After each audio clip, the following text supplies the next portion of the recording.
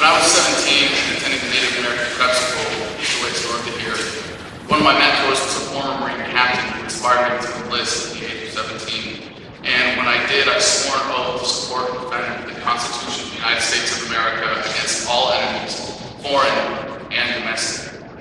I volunteered to deploy to Fallujah in 2004, and some of us found out the hard way that the greatest enemies of the Constitution are not to be found in the sands of some far-off land, but rather right here at home.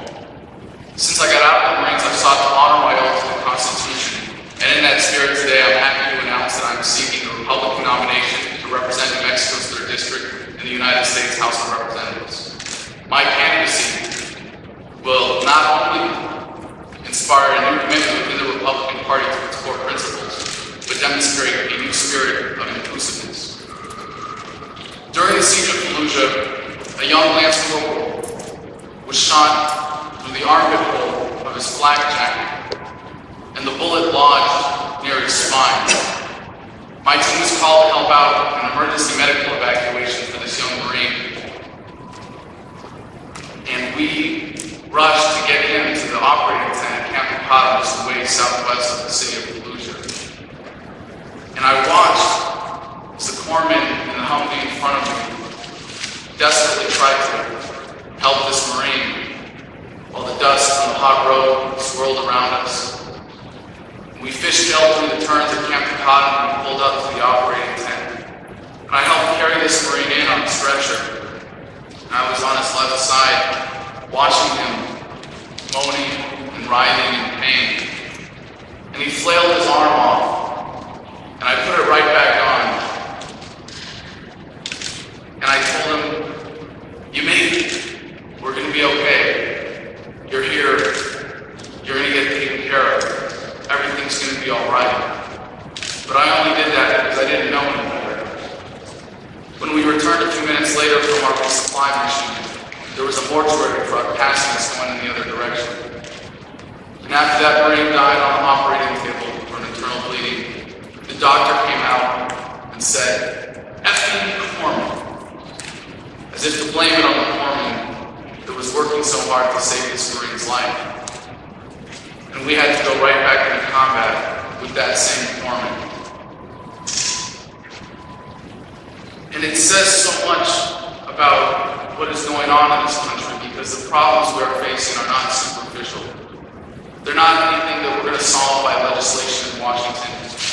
They're not anything that any politician can bring to save us or to restore this country to its principles or to any sense of morality. We are bleeding out internally, and we are suffering in this country for the simple fact that there is not enough love. If we were to all simply acknowledge the basic love for humanity that we all have inherent in us as human beings, we would be able to approach each other with a certain amount of faith and respect that clearly the current system of statism doesn't reflect. When we turn to government, when we turn to systems of violence to solve problems that we should be solving for ourselves as communities, the inevitable results are what we're seeing today. A country that is divided, that is desperate, that is hurting, that is bleeding out internally.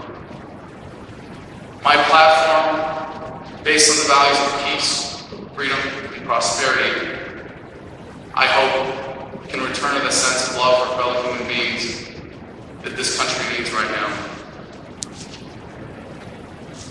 The issues that I want to make prominent in this campaign are the Constitution, low taxes, border security, educational freedom, a foreign policy of friendship, an end to bailouts, healthcare freedom, Native American rights, and I'm only 27, and there's something very exciting about my generation finally being in a position to get involved in politics in a powerful way, because we grew up with the internet. And we've seen how that's been a game changer in so many social dynamics and in so many means of communication in society. But we have yet to see it fully manifest in the world of politics. And the reason this is so important is because we grew up with the truth button right there, one click away. And you can lie to us, but you can't get away with it for very it's not just us, but because of the incredible speed with which we are able to communicate today, the entire country is starting to wake up to some of these great fundamental truths. And the truth is, we're ready for real change. We're ready for revolution.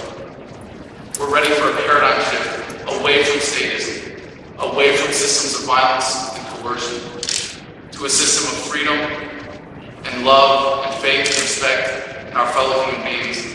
And I'm here to put love back in revolution.